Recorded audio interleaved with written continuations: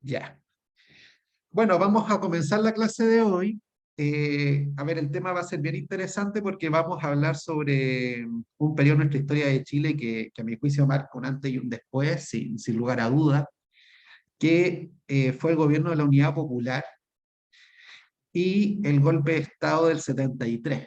Entonces, bueno, es un momento bien importante en nuestra historia, en el sentido de que, sin lugar a dudas, va a marcar un antes y un después en la historia de Chile, e incluso yo me atrevería a decir que hasta el día de hoy somos parte de ese legado que ocurrió por aquellos años. Ya nos estamos acercando, por ejemplo, a los 50 años del golpe de Estado del 73, y, y todavía en nuestro país siguen habiendo distintas visiones, interpretaciones sobre lo que ocurrió en ese momento y también lo que ocurrió después, durante la dictadura militar. Así que vamos a ir viendo estos temas que a mi juicio son bien interesantes y que marcan la atención de muchos estudiantes, también como es algo que no ocurrió hace 200 años atrás, como cuando nosotros vemos la independencia. Todavía hay relatos vivos sobre lo que pasó por aquellos años, y de hecho hay muchos estudiantes que me comentan lo mismo, me comentan en qué situación se encontraban sus padres, sus abuelos, cuáles fueron sus experiencias durante esos años.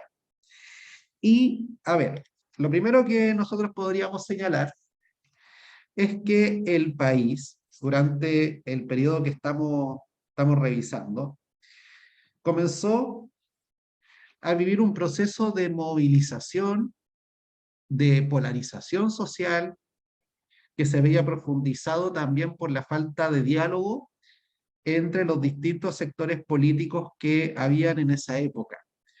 Si nosotros habláramos, por ejemplo, del periodo donde estuvieron los radicales en el centro, uno podría decir que los radicales eran bien flexibles al momento de establecer diálogos y acuerdos con la derecha o con la izquierda. Esto cambia en los años 60 producto de la polarización que comienza a vivir el país. Todo esto muy influenciado por el contexto de Guerra Fría que se vivía por aquellos años, que de cierta manera se había visto más, y podríamos decir más impulsado, este contexto de Guerra Fría, más presente a partir de lo que había sido la Revolución Cubana en adelante. La Revolución Cubana del año 1959 generó un clima de mayor polarización política y social aquí en América Latina, y en Chile también lo podemos ver. Por ejemplo, como se señala ahí en la pantalla, tenemos un aumento de las movilizaciones y las tomas, tanto en zonas rurales como en zonas urbanas, principalmente desarrolladas por campesinos y sectores populares urbanos.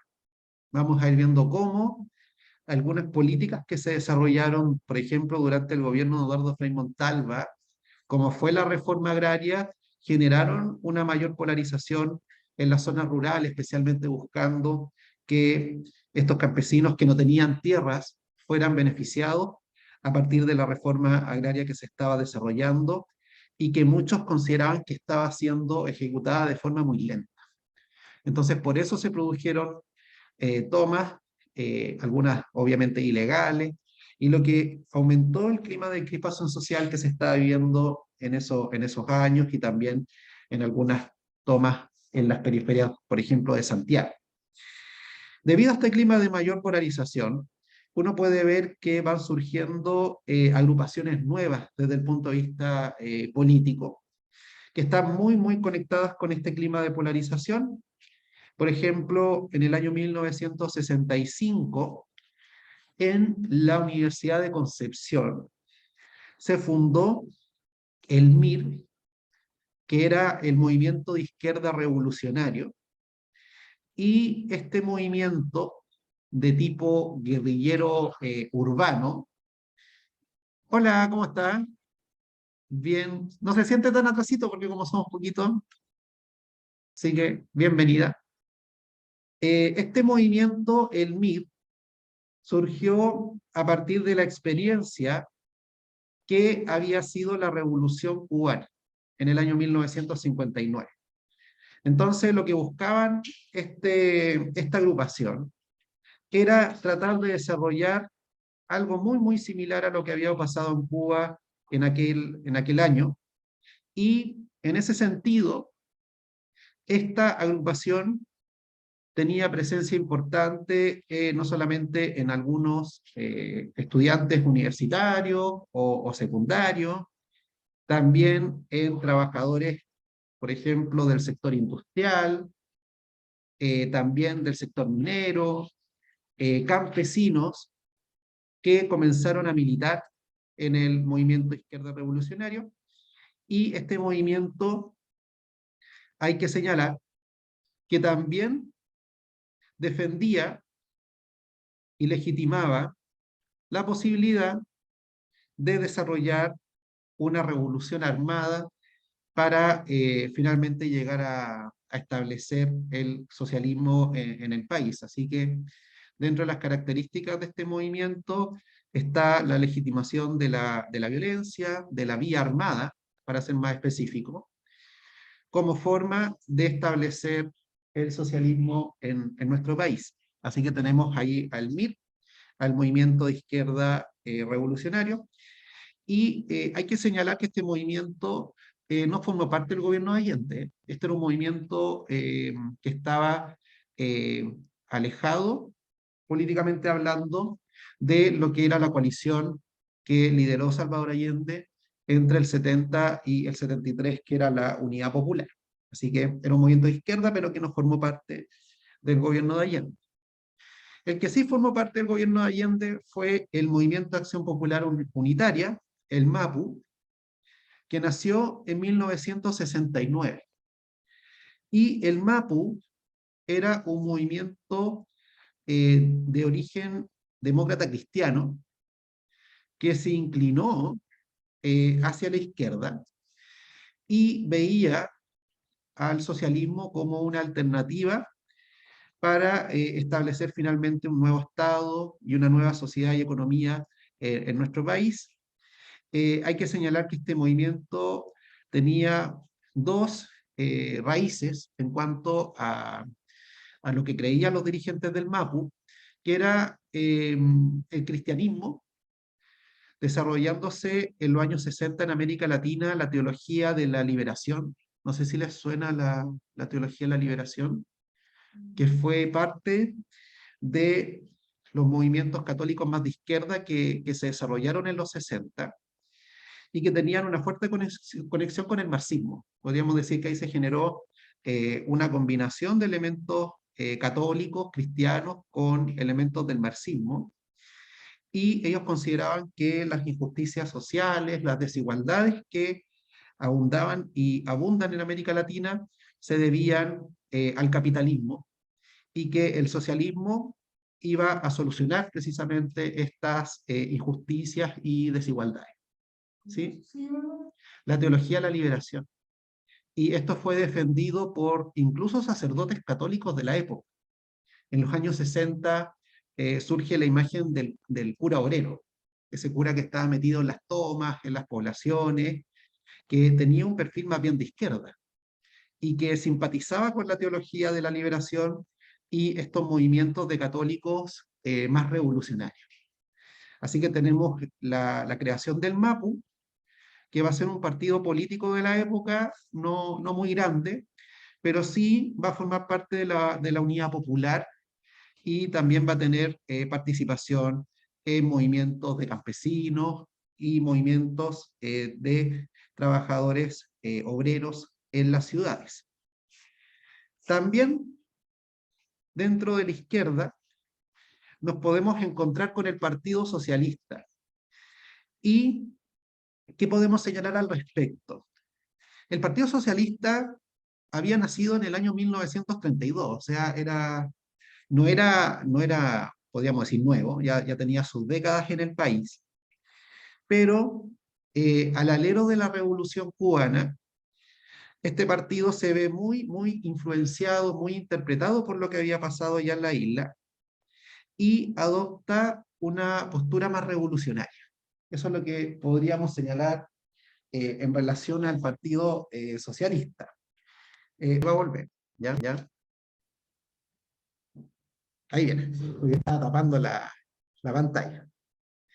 Adopta una postura más revolucionaria, y de hecho este partido tiene un congreso ideológico, doctrinario, en Chillán, en el año 1967, y se define el Partido Socialista en ese congreso doctrinario como un partido marxista-leninista, es decir, en un partido revolucionario, y es un partido que no solamente legitimaría la vía democrática o institucional para alcanzar el socialismo, sino también podría aceptar otras alternativas, como la vía más armada, más revolucionaria, para alcanzar precisamente este objetivo.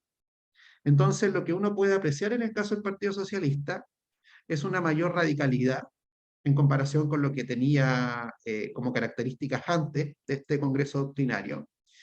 Y, de hecho, si ustedes me preguntan a mí, yo me atrevería a decir que el Partido Socialista, desde el año 67 hasta el golpe de Estado del 73, estableció una política más de izquierda, más radical, más revolucionaria que incluso el Partido Comunista.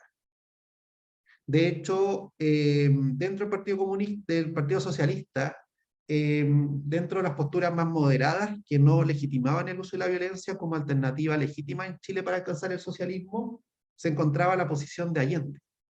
Pero Allende no tenía una posición mayoritaria dentro del Partido Socialista durante su administración, y de hecho tenía una relación más cercana desde el punto de vista del pensamiento ideológico con el Partido Comunista durante su gobierno. De hecho, cuando nosotros analizamos la posición de Allende durante su administración y lo que él creía como camino para alcanzar el socialismo, resulta que él tenía una mayor cercanía con el Partido Comunista durante su administración, que tenía una postura más moderada, que el Partido Socialista, que tenía una visión más radical, y vuelvo a repetir, bastante más, muy influenciada por lo que había sido la Revolución Cubana. Así que ahí tenemos a los movimientos de izquierda, algunos que nacieron en los años 60 y, como ocurrió en el caso del Partido Socialista, tuvo cambios desde el punto doctrinario a partir del 67 hasta el 73. Y en el caso de la derecha, tenemos el surgimiento, a partir del triunfo de Salvador Allende, del movimiento ultranacionalista de Patria y Libertad. Patria y Libertad fue un movimiento de extrema derecha en Chile que existió durante el gobierno de Salvador Allende y tenía como principal objetivo generar movilizaciones y acciones violentas que desestabilizaran al gobierno de Salvador Allende. Hay bombazos, por ejemplo, algunos atentados que se desarrollaron durante el gobierno de la Unidad Popular, y detrás de estos hechos, incluso detrás del asesinato de un comandante en jefe del ejército, como ocurrió en Chile en 1970, se encontraban elementos de Patria y Libertad. Un movimiento anticomunista, y que veía como un peligro extremo el gobierno de Salvador Allende, y por eso ellos durante estos 3 años también utilizaron la violencia como herramienta política legítima. Y esa es una de las características del Chile del periodo que estamos revisando, cómo de cierta forma la polarización política que se está viendo en Chile estaba desarrollando otras vías bastante poco legítimas para imponer las ideas, que en este caso sería la utilización de la violencia como herramienta política. No sé si hay alguna duda, consulta, antes de que sigamos avanzando. Si se dan cuenta, estamos viendo cómo se está generando un clima de mayor movilización y polarización en el Chile de vista hacia el año 70. Y, a ver, nos vamos a ir a la elección de 1970, Ahí tenemos los tres candidatos que se presentaron para esa campaña. Y nuevamente, de forma muy similar a como habían sido las elecciones en el año 58, tenemos la presentación de candidatos que representan a los tres sectores o bloques político-ideológicos que habían en Chile en esa época. Tenemos un candidato de centro, que en este caso está representado por Radomiro Tomic, quien era el candidato de la democracia cristiana, que es el primero que aparece allí en la imagen. Tenemos a Salvador Allende, quien se está presentando por cuarta vez consecutiva como candidato presidencial de Chile. Era, en el caso de Allende, un líder indiscutido de la izquierda chilena. Él, desde joven, había desarrollado una carrera política. Para los chilenos, Allende no era un desconocido. Allende había sido ministro de Salud, había sido diputado, había sido senador, incluso fue presidente del Senado y candidato presidencial. En la elección del año 1970, él se ve apoyado por una coalición de izquierda llamada Unidad Popular. Y la Unidad Popular estaba integrada principalmente por los dos partidos más importantes de la izquierda chilena, que eran el Partido Socialista y el Partido Comunista, pero también se veía acompañado de partidos más pequeños, como vimos recién el caso del MAPU, también estaba el Partido Socialdemócrata, estaba la izquierda cristiana y el Partido Radical. También apoya la candidatura de Salvador Allende, que para esos momentos es un partido más pequeño y un partido que también se había fragmentado producto de la polarización. De hecho, hay en esta época dos partidos radicales, uno hacia la Unidad Popular y otro hacia la derecha. Y el candidato de la derecha es Jorge Alessandri. Él ya había sido presidente de Chile entre 1958 y 1964, y en este caso él se ve apoyado por el partido de derecha que había en esa época. Ya para el Profe, 70 no existen los liberales y los conservadores, sino que existe el Partido Nacional. El Partido Nacional es el principal partido de la derecha chilena de la época, un partido bastante tirado hacia la extrema derecha, y apoyan la candidatura de Jorge Alessandri otros grupos también más pequeños, como el movimiento gremialista que había surgido en la Universidad Católica en el año 67, y algunos sectores del Partido Radical también van a apoyar la candidatura de Jorge Alessandri.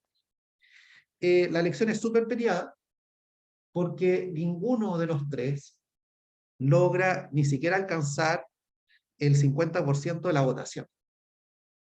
Entonces, ante esa situación, finalmente tenemos a uno que sale primero, que sacó un 36% de los votos, y el segundo sacó alrededor de un 34%. O sea, fue una diferencia bastante pequeña entre el primero y el segundo.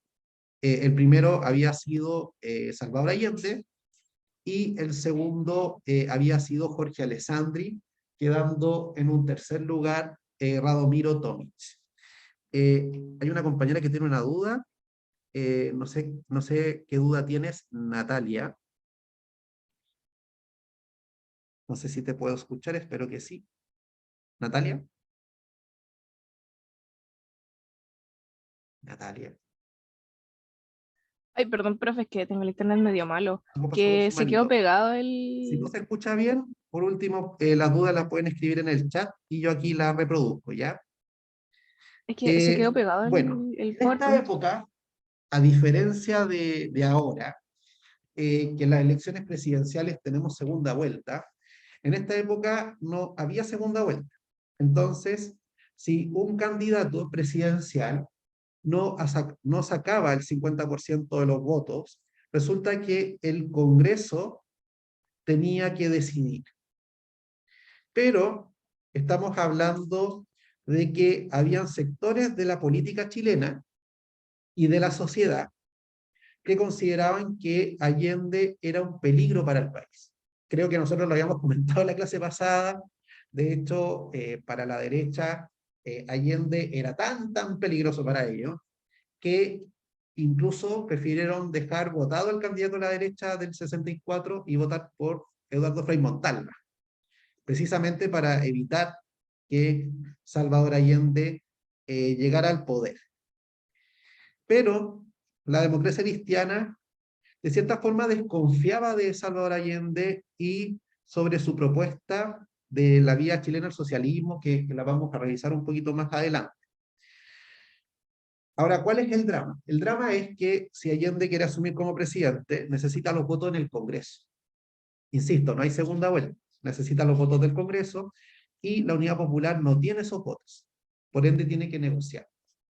¿Y con quién negocia? Negocia con la democracia cristiana. Con la derecha, prácticamente impensable negociar, así que negocian con el centro y llegan a un acuerdo. Este acuerdo se conoce como el Estatuto de Garantías Constitucionales. Ese es el nombre que tiene el acuerdo político en el cual llega la Unidad Popular con la democracia cristiana. Y en pocas palabras, esto significa que la democracia cristiana le va a dar los votos a la Unidad Popular para que asuma como presidente Salvador Allende, a cambio de que el presidente Allende se comprometa a respetar las libertades públicas y el pluralismo político. Y de hecho hay una lista de las libertades, los derechos que se tienen que mantener durante el gobierno de la Unidad Popular. Y son, y ahí los podemos ver, libertad de trabajo, es decir, que las personas fueran libres para decidir el trabajo que desearan. Libertad de movimiento se refiere a la libertad de poder desplazarse a lo largo del territorio nacional, de poder salir del país sin ningún tipo de autorización adicional, más allá de las comunes y corrientes.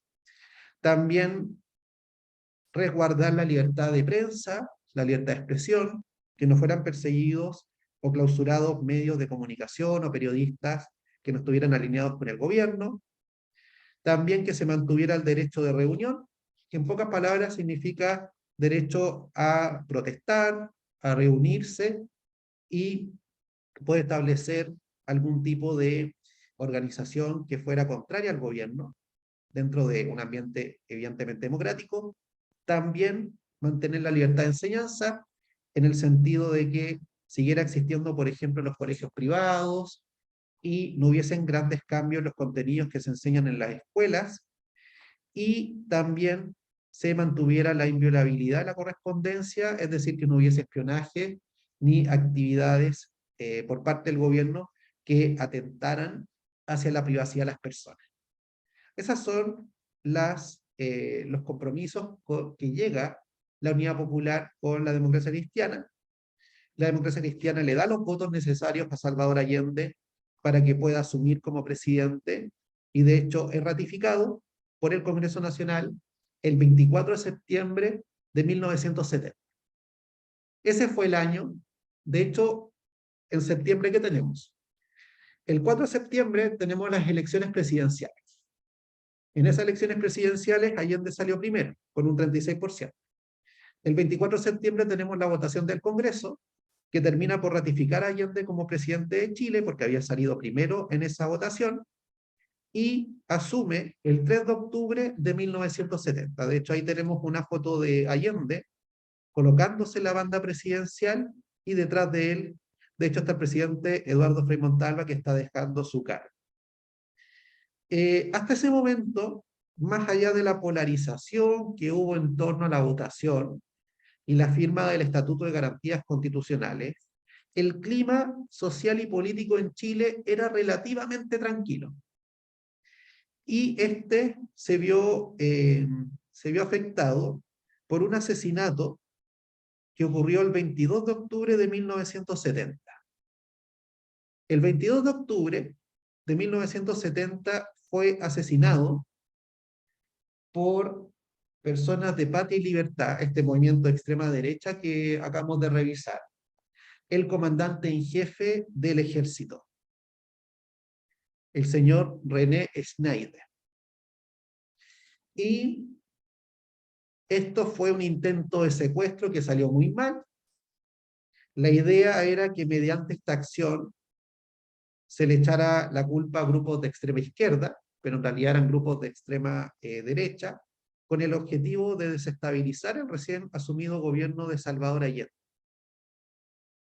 De hecho, a esta persona la atentaron acá, más o menos cerca del Preu, en la calle Martín de Zamora, ahí con Américo Vespucio, por ahí sufrió el atentado. Y esta persona quedó herida a bala y a los 3 días fallece en un hospital de Santiago. ¿Quién asume después de Schneider? Asume el comandante en jefe del ejército que va a acompañar a Allende durante casi todo su gobierno, que va a ser el comandante en jefe Carlos Prats. Y tanto Prats como Schneider son parte de una línea dentro de las Fuerzas Armadas, en este caso el ejército, que señalaban que ellos no iban a intervenir en política y que si llegaba a haber algún problema político o alguna polarización, esta debía ser solucionada por los cauces institucionales. En ningún caso ellos tenían intenciones de intervenir para terminar con un gobierno o para terminar con un clima de polarización que se podía solucionar por la vía institucional. Y este pensamiento de no intervenir en el Estado se le conoce como la doctrina Schneider. Es decir, había militares que estaban en una posición de no injerencia en asuntos políticos, como va a ser el caso de este general asesinado, y también el caso de Carlos Prats, que vuelvo a insistir, él fue comandante en jefe durante casi todo el gobierno de Salvador Allende. Él renuncia 3 semanas antes del golpe, de hecho lo vamos a ver en la clase de hoy, y en el año 1974, al igual que Schneider, también fue asesinado, en este caso por agentes de la dictadura militar en la ciudad de Buenos Aires, Argentina. Así que tenemos el Estatuto de Garantías Constitucionales como un compromiso por parte de Salvador Allende de respetar estas libertades y derechos hacia la democracia cristiana durante su gobierno. No sé si hay alguna duda o consulta en relación a lo que estamos viendo. ¿Alguna duda, consulta? Los que se postulan como presidente pueden postularse indefinidamente si no lo eligen. Exacto, es como lo que pasa en la actualidad, salvo que yo sea presidente en ejercicio. Por ejemplo, si nosotros estudiamos la Constitución del 25, que es la que rige en esta época, no había reelección inmediata, pero sí me podía postular en un periodo siguiente. Por ejemplo, Jorge Alessandro, ¿no? Jorge Alessandro había sido presidente en el 58 y se estaba postulando en el 70, ¿ya? Y Allende llevaba 4 postulaciones. Entonces, la Constitución lo permitía. ¿Cómo? Lo que pasa es que las postulaciones se decidían por los partidos políticos principalmente. Y habían sectores de la izquierda que ya para el 70 no querían presentar de nuevo a Allende, porque ya se había presentado en 3 oportunidades, y algunos decían, busquemos un nuevo candidato. Incluso se señalaba que el candidato podía ser Pablo Neruda. Pablo Neruda no solamente fue un poeta, sino también había tenido una trayectoria política dentro del Partido Comunista.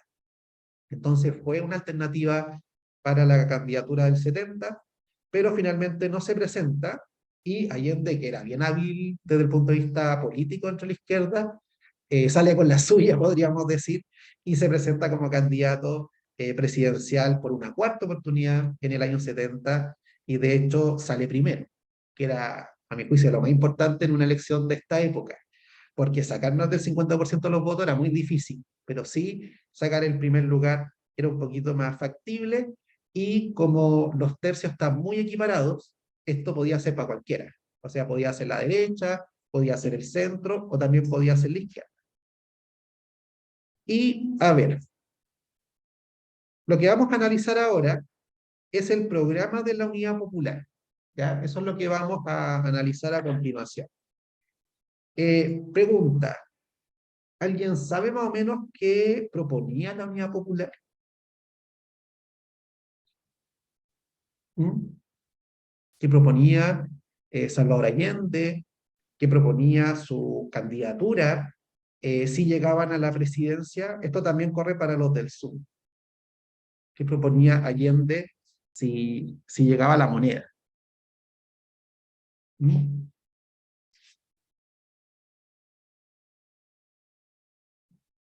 ¿Alguna cosa? ¿Mm? ¿Qué proponía Allende en su candidatura presidencial? A ver, lo que proponía, bueno, el título de su programa de gobierno se conoce como la Vía Chilena al Socialismo. Ese es el nombre del proyecto de Allende. Y bueno, hay que señalar varias cosas, ¿eh? Lo primero es que en esta época existe la Unión Soviética, y la Unión Soviética se ve como un proyecto, y los países socialistas de esa época se ven como un proyecto igual de viable que los países capitalistas. O sea, se presenta como una alternativa completamente viable.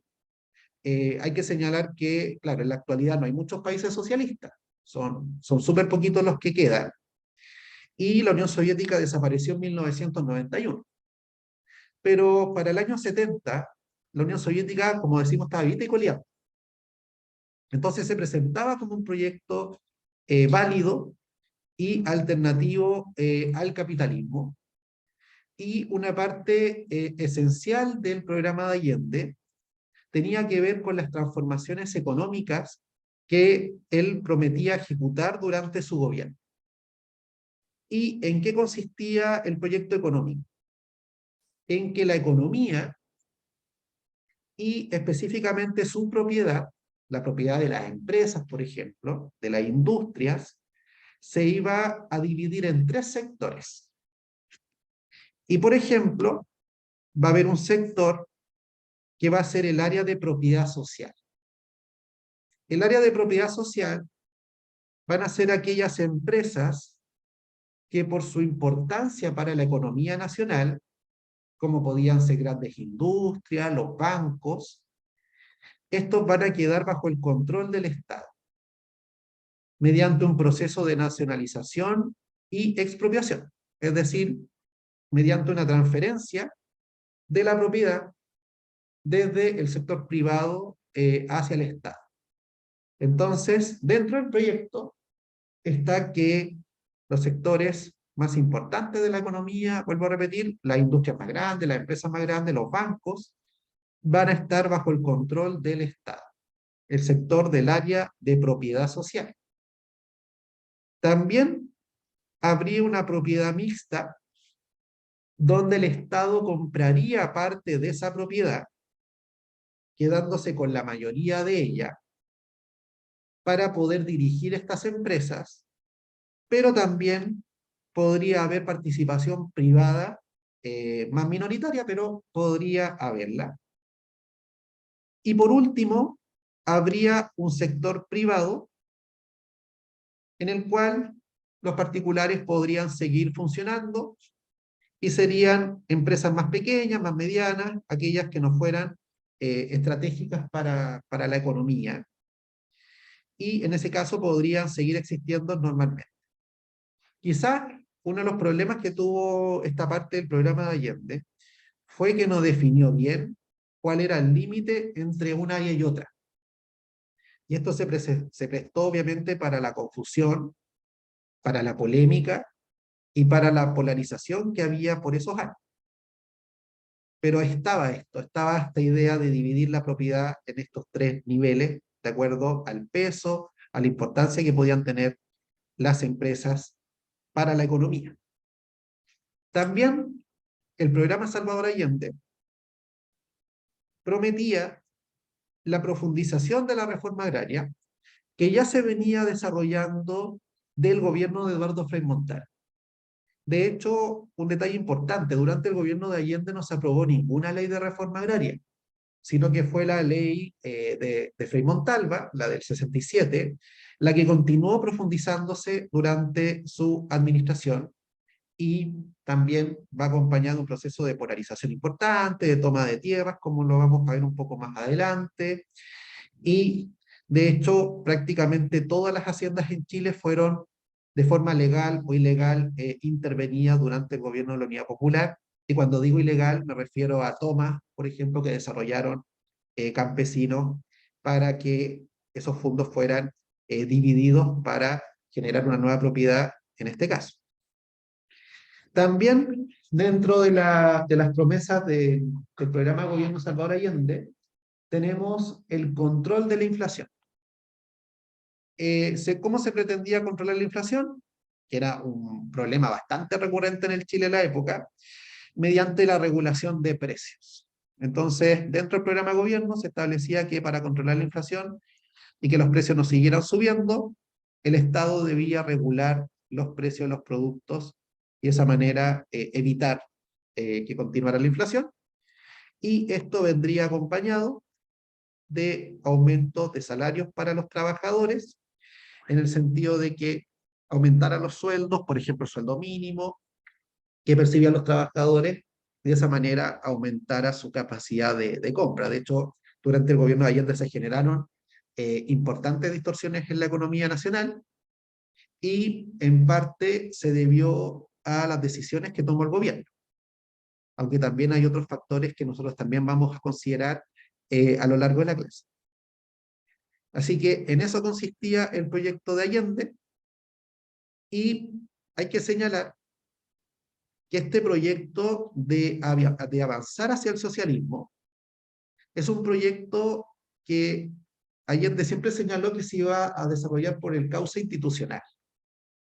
Es decir, en ningún sentido él apela a la vía armada como alternativa para alcanzar el socialismo, ya que él señalaba que Chile, debido a su historia de estabilidad institucional, se podía avanzar hacia el socialismo mediante reformas que se establecieran en su gobierno, lo cual genera tensiones también dentro de la misma izquierda, porque había sectores de la izquierda que no creían que esa vía podía ser viable, y entre ellos estaban, por ejemplo, los del MIR o grupos importantes del Partido Socialista, que consideraban que esa vía era peligrosa en el sentido de que no tuviera el éxito esperado. De hecho, hay una entrevista muy buena, que la pueden encontrar en YouTube, donde está Allende con Fidel Castro. Fidel Castro, cuando fue gobernante de Cuba y Allende presidente de Chile, Fidel visitó Chile, que fue una visita que generó polémica en su época. Estuvo como 3 semanas en Chile. Y hay una entrevista de ambos ante un periodista chileno. Y en esa entrevista se pueden ver las diferencias de pensamiento que habían entre Fidel Castro y Salvador Allende. Fidel Castro le dice que él no ve muy viable la vía que defiende Allende, que es la de generar cambios por la vía institucional y no generar una revolución armada. Fidel consideraba que iban a haber grupos que se iban a oponer férreamente a la reforma y que iban a utilizar herramientas varias para impedir que éstas se ejecutaran. Así que pueden encontrar ese video en YouTube, ahí lo pueden encontrar la entrevista entre Allende y Fidel Castro. ¿Se va entendiendo esto? ¿Sí? Ok. Uno de los hitos más importantes que ocurrió durante el gobierno de Allende, y que, bueno, perdura hasta el día de hoy, tiene que ver con la nacionalización del cobre. ¿Qué significó esto?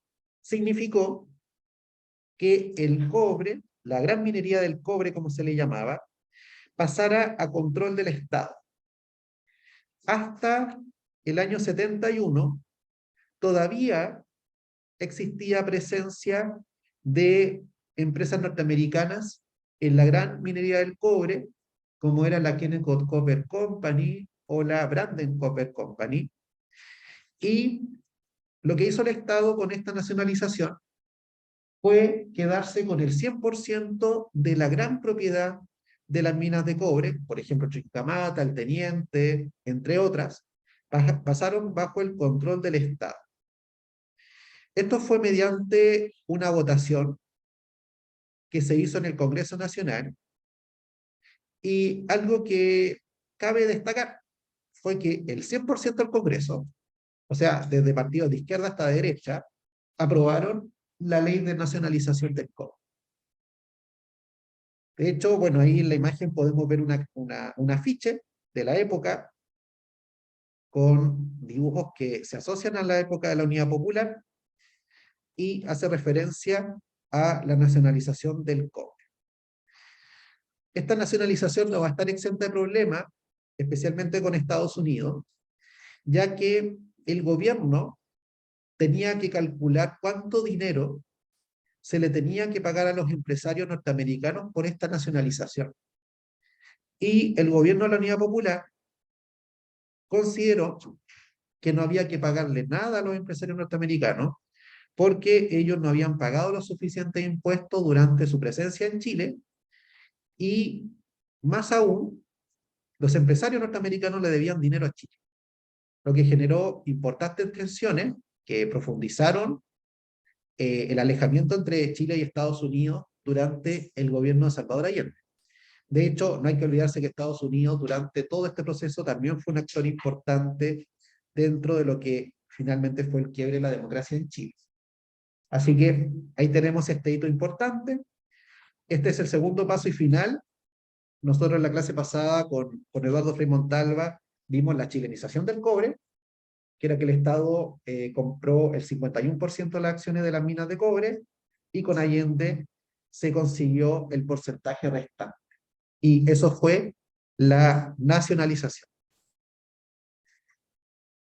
Otro detalle que se señala mucho del gobierno de Allende y que hay memoria sobre este tema, tiene que ver con la situación económica que vivió el país. Y hay que señalar que la crisis económica comenzó en el año 72. O sea, el año 71 fue relativamente tranquilo para el país, para su economía, pero la economía comienza a tener problemas importantes a partir del año 72. Y vamos a ver cuáles fueron las causas que generaron la crisis económica durante el gobierno de Salvador Allende. Por ejemplo, tenemos un aumento del gasto social. El gasto social venía del Estado y el Estado aumentó su gasto público en materia social. Pensemos que aumentó el gasto para salud, para educación, para vivienda, para la infancia, durante este periodo, conocida en la política de Allende del litro de leche por niño, por ejemplo, que se implementó en esta época para combatir la desnutrición. Pero estos gastos excedieron el dinero que tenía el Estado y para poder continuar con estos gastos, la medida que tomó el gobierno fue aumentar la emisión monetaria, es decir, imprimió más billetes, lo que generó un efecto en la inflación. También a eso hay que sumarle la polarización que vivió el país desde el punto de vista de las áreas productivas. Aumentó la movilización de los trabajadores, la oposición de los empresarios, y eso se puede ver, por ejemplo, en el sector de la minería, de las industrias, de la agricultura, del transporte, donde comenzaron a haber paros y huelgas, movilizaciones a favor del gobierno, también en contra. Por ejemplo, durante el gobierno de Allende vemos un paro de Codelco, los mineros del cobre, en el año 73. Vemos movilizaciones por parte de los obreros de las industrias, que buscaban que sus industrias, que sus lugares de trabajo pasaran bajo el control del Estado, o en el sector agrícola, donde se desarrollan importantes tomas de terreno, se toman haciendas, hay enfrentamientos entre patrones de fondo con sus campesinos, y conocido fue el paro de los camioneros que se desarrolló durante el gobierno de Salvador Allende y que aumentó el desabastecimiento que se estaba dando por aquellos años. Así que hay importantes movilizaciones que influyeron en la situación económica del país y de hecho el país comenzó a entrar en una situación de crisis económica. También conocidos fueron los sabotajes de grupos opositores hacia el gobierno, el acaparamiento, por ejemplo, de productos que se vendían en negocios, o sea, los productos en muchos casos estaban, pero no se vendían, lo que aumentaba la sensación de desabastecimiento que vivía el país. Y a eso hay que agregarle el rol que tuvo Estados Unidos, que tuvo la CIA, en materia de la búsqueda de la desestabilización del gobierno chileno mediante, por ejemplo, el establecimiento de sanciones económicas a Chile. Estados Unidos dejó de otorgarle, por ejemplo, créditos al país, lo que dificultó también las posibilidades de mejorar la situación económica, que era muy compleja para el año 72 y el año 73. Todo esto llevó a que, producto del desabastecimiento, se generara un mercado negro. Hay que señalar que durante el gobierno de Salvador Allende se reguló los precios de los productos de primera necesidad, y esos productos escaseaban en el mercado, pero sí se podían conseguir en el mercado negro, a un precio más alto que el precio oficial. Y para tratar de solucionar el desabastecimiento, durante el gobierno de Allende surgieron las juntas de abastecimiento y precios, conocidas como las JAP. Las JAP eran negocios donde eran administradas por personas cercanas al gobierno o personas que formaban parte de juntas de vecinos, y vendían estos productos al precio oficial y de forma racionada. Conocidas en esta época, y mucha gente recuerda las colas, las filas que habían para comprar productos, y eso se debía a la escasez que había en esa época y la venta racionada que también hubo por esos meses. Así que la situación económica se va deprimiendo, y las principales consecuencias o factores que uno puede ver de forma visible en esta crisis económica tienen que ver con el aumento de la inflación principal, además del desabastecimiento. No sé si hay alguna duda, consulta. ¿Habían escuchado este tema de la escuela o no? Siempre la gente, por ejemplo, yo me acuerdo, mi abuela me decía que mandaba a mis tíos, a mi mamá, a hacer fila en esta época para comprar cosas, porque era bien complicado acceder a los productos en esos meses. Así que ahí tenemos un punto importante que tiene que ver con la situación económica hacia el final del gobierno de la Unidad Popular.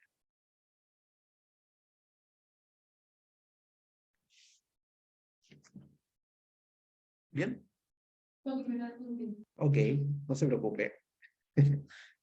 Ahí para que copien un poco y al tiro seguimos.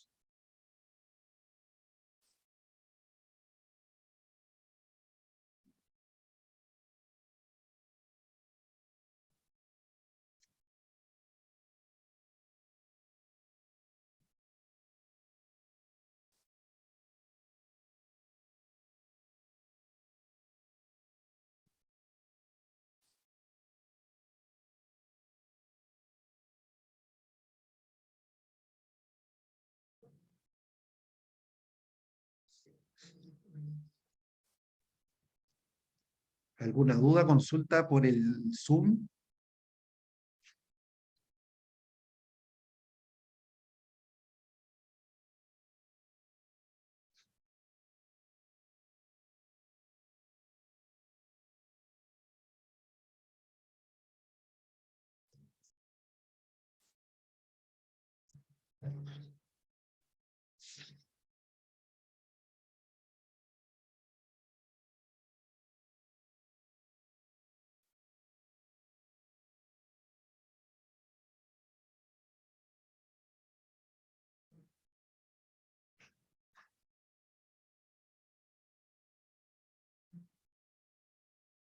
Galet, por ejemplo, me pregunta por el chat de Zoom si Estados Unidos influyó mucho en esta, podríamos decir, en la crisis económica, y si el gobierno tuvo responsabilidad.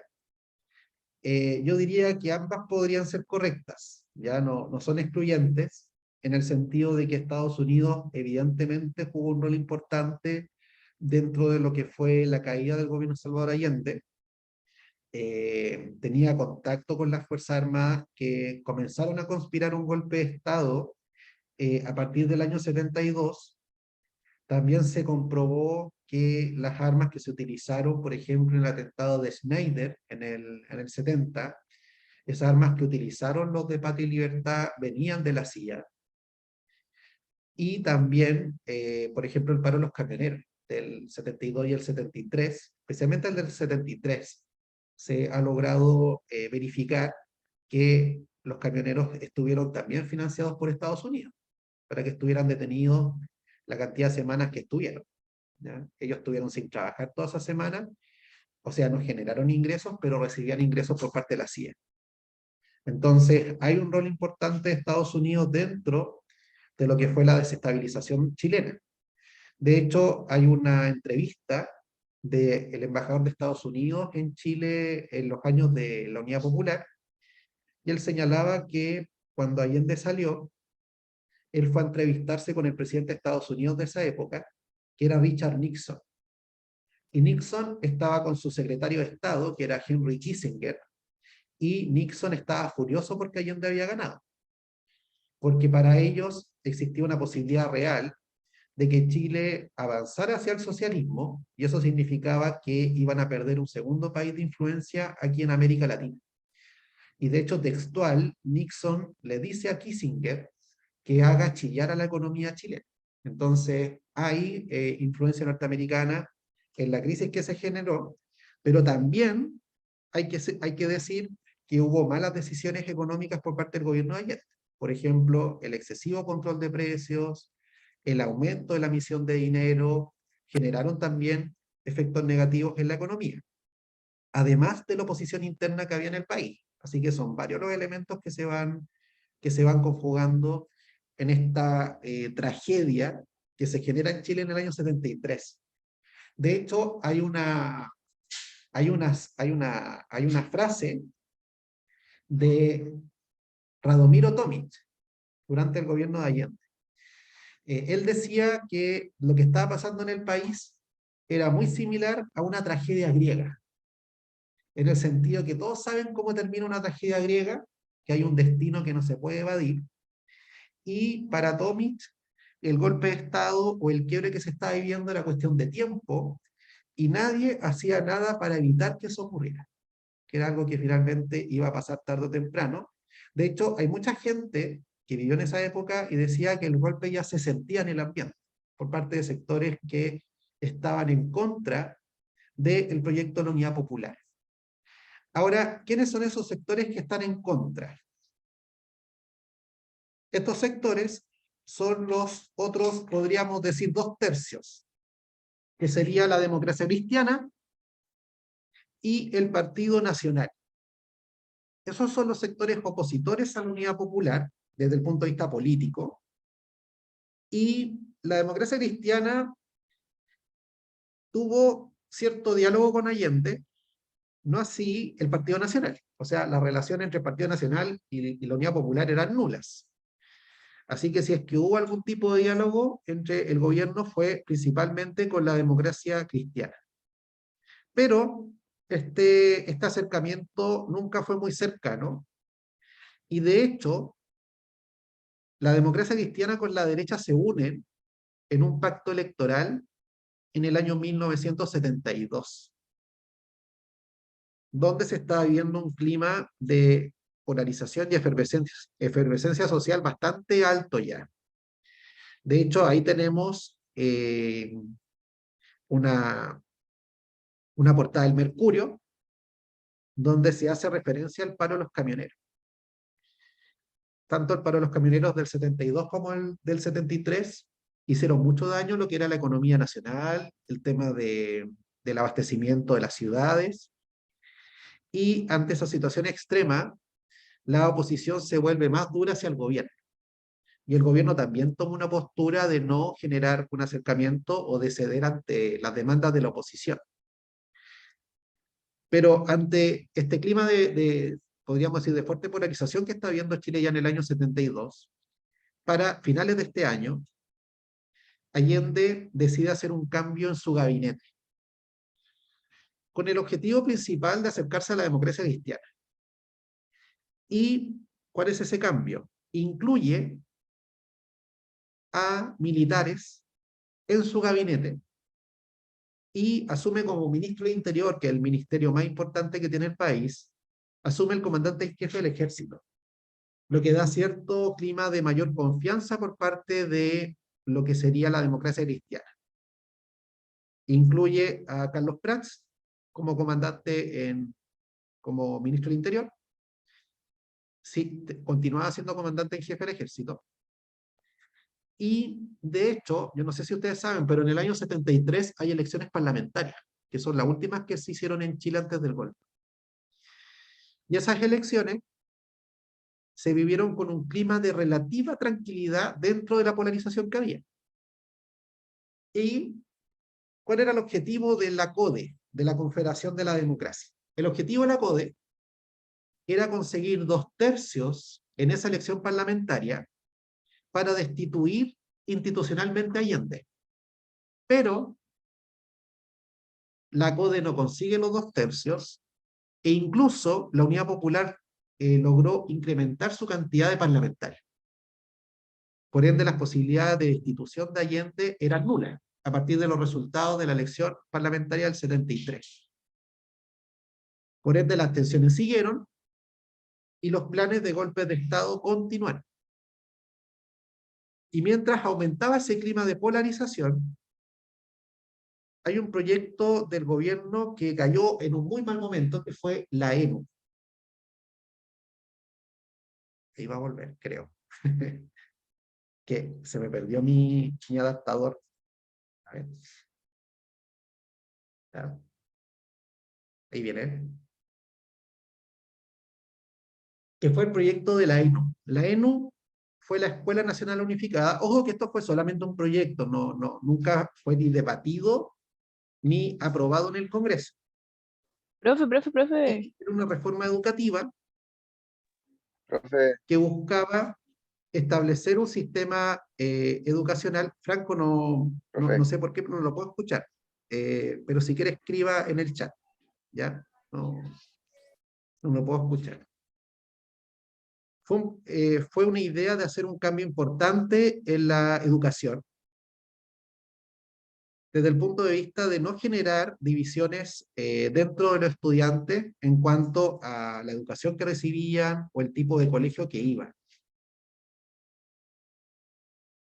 Ah, ya, no parece, ya. Al tiro lo voy a... Perfecto. Al tiro lo voy a... Que aquí se me desconfiguró un poquito la...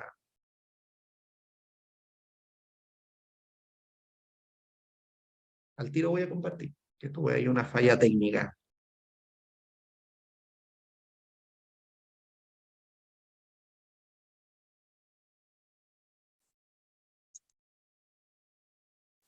Y ahora sí, ahora viene.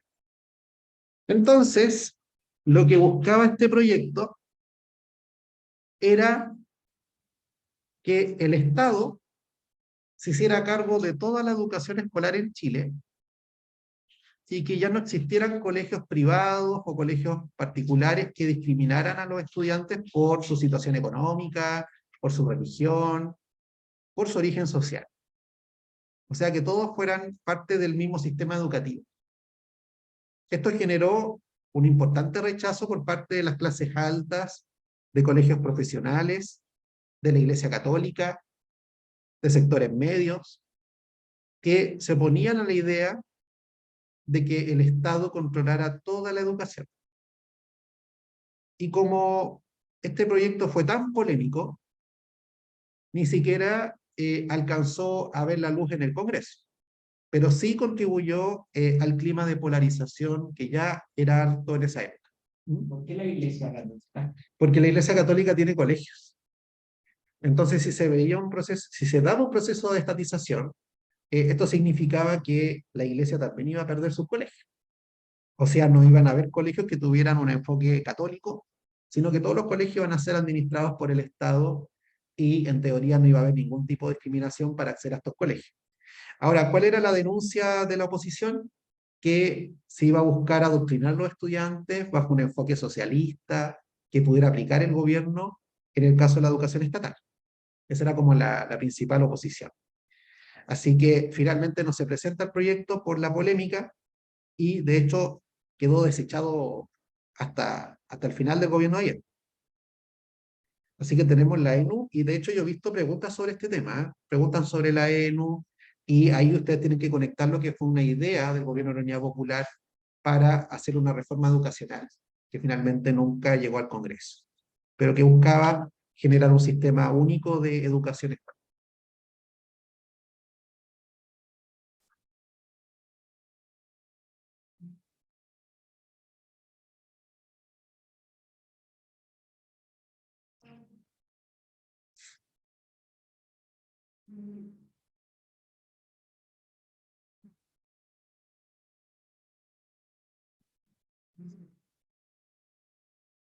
¿Alguna duda, consulta acá en la sala o en el Zoom?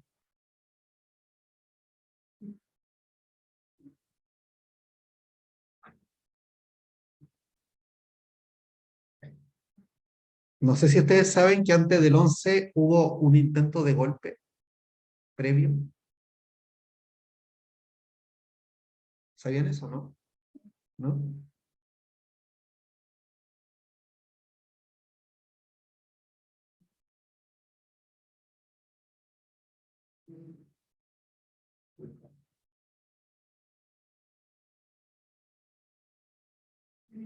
Bueno, después de las elecciones parlamentarias de marzo, donde ya no había ninguna posibilidad para los opositores de sacar a Allende por una vía institucional, lo que sería una acusación constitucional, comienza a tomar más fuerza por los sectores más duros en contra del gobierno de Allende, la posibilidad de hacer un golpe militar. Pero hay que señalar que no todos dentro de las Fuerzas Armadas estaban tan convencidos del golpe, en el sentido de que todos los militares apoyaran el golpe. Y de hecho, hay una intentona de golpe de Estado el 29 de junio, ¿Puedo volver a al tiro, ahí está, ahí está, el 29 de junio del año 73, que se conoció como el tanquetazo. Natalia me pregunta, dice, profe, consulta, si todas estas cosas estaban pasando y se veía un ambiente tan tenso, ¿qué se supone que estaba haciendo Allende para frenar eso o solo sigue sacando estas reformas? A ver, en el caso de Allende, hay que señalar que él tiene dos problemas. Un problema que hemos visto hasta ahora es con la oposición, ¿ya? O sea, las posibilidades de tener acuerdos con la oposición son bastante difíciles, por no decir imposibles, y su única posibilidad es tratar de acercarse a la democracia cristiana. Hay intentos de acercamiento, por ejemplo, ejerce una mediación el cardenal Raúl Zipanrique entre la democracia cristiana y el gobierno, pero finalmente estos intentos de acercamiento fracasan. Más encima, durante el gobierno de Allende, en el año 73 se asesinó a Edmundo Pérez Sujovic, quien había sido ministro del Interior de Frei. Entonces las relaciones se tensionaron aún más después de este asesinato. Y por otra parte, hay sectores de la izquierda que también critican a Allende, en el sentido de que le dicen a Allende que la vía pacífica no va para ninguna parte y que hay que tomar una posición más radical para alcanzar el socialismo, y esa posición más radical significa la revolución armada. Pero hay que señalar que la capacidad armada que tenía la izquierda en esta época era bastante mínima, y eso quedó más que comprobado después del 11 de septiembre. Habían grupos armados, sí los había, por ejemplo el mismo MIR, pero en realidad la capacidad de combatir al ejército era nula. Entonces Allende tiene problemas por dos lados. Por la izquierda, insisto que considera que su idea de la vía pacífica al socialismo no va a funcionar, y por otra, tiene a toda la oposición unida que se mantiene en una posición hostil hacia las reformas que está tratando de hacer su gobierno. De hecho, la acusan también de aprovecharse de algunos vacíos legales para que el Estado vaya controlando empresas durante su administración. Y por eso tenemos un clima tan tenso, y tenemos este intento de golpe de Estado el 29 de junio del 73, que se conoce como el tanquetazo.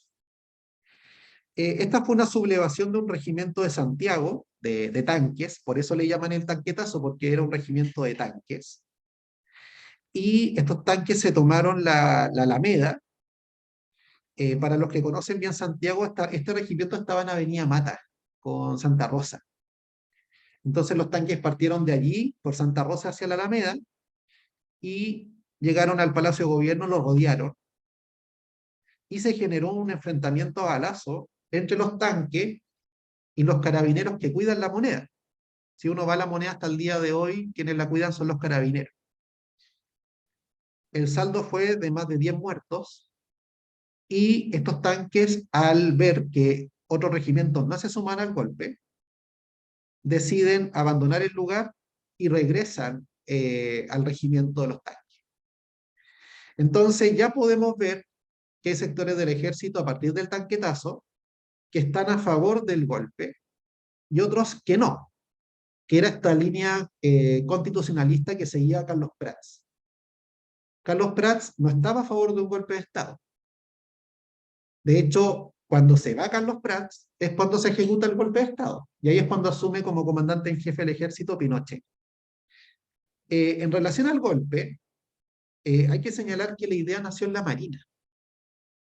Nació en la Marina por marinos retirados de esta rama de las Fuerzas Armadas, con personas ligadas a la derecha, y un personaje que fue muy influyente para que se ejecutara el golpe de Estado en Chile fue Agustín Edwards. No sé si les suena Agustín Edwards. ¿Mm? El dueño del Mercurio.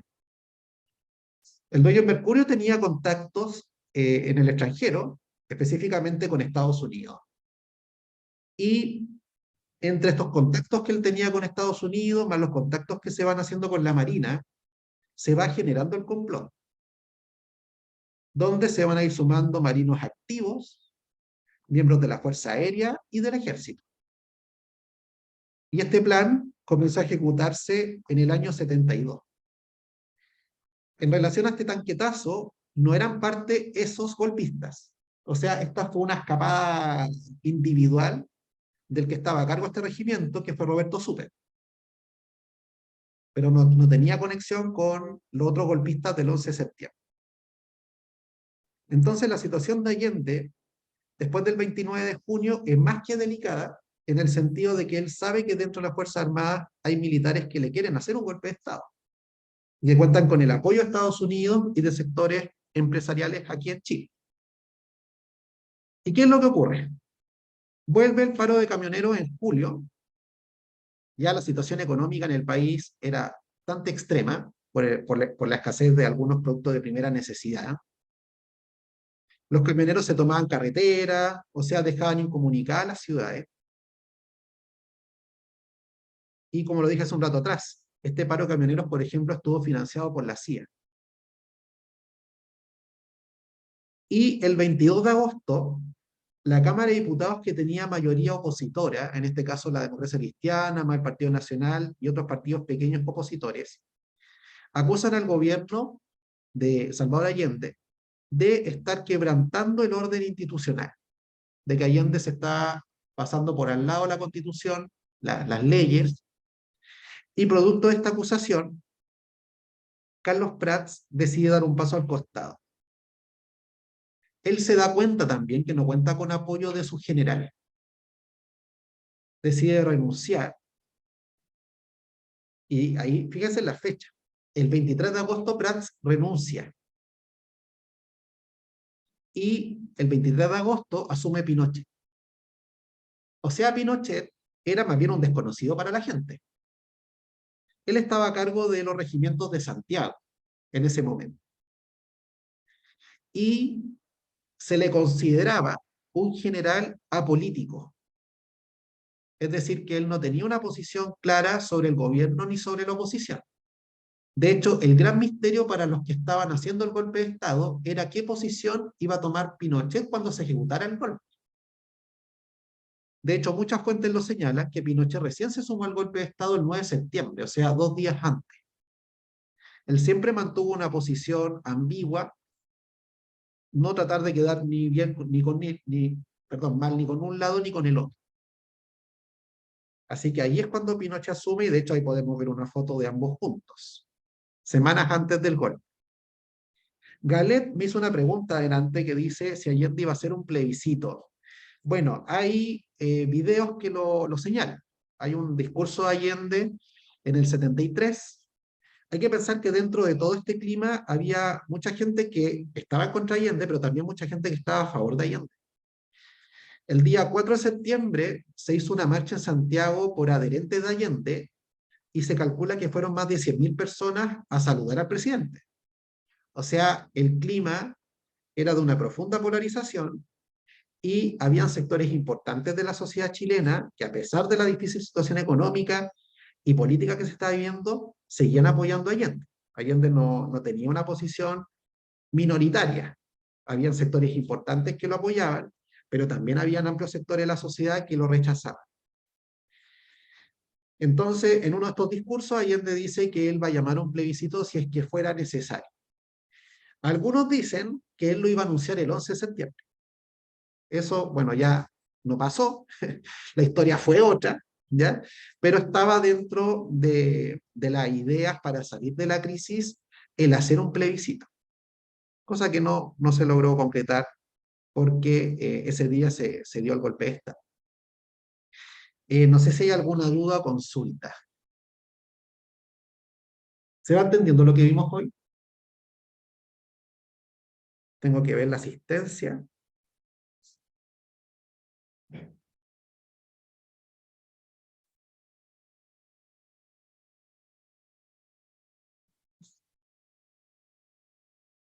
Hay una pregunta. Dígame. Que de la Fuerza Armada y de la seguridad, o sea, tenga que ser político o me puedan mostrar como preferencias políticas algo después de la vuelta a la democracia. De antes. De antes del golpe, se supone que las Fuerzas Armadas son grupos no deliberantes. Entonces, ellos no hablan de política. Ellos no hablan de contingencia.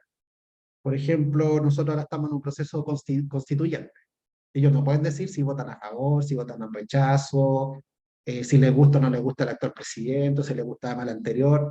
Ellos se tienen que mantener al margen de la política, porque son grupos armados donde su principal misión es ser obedientes al gobierno de turno.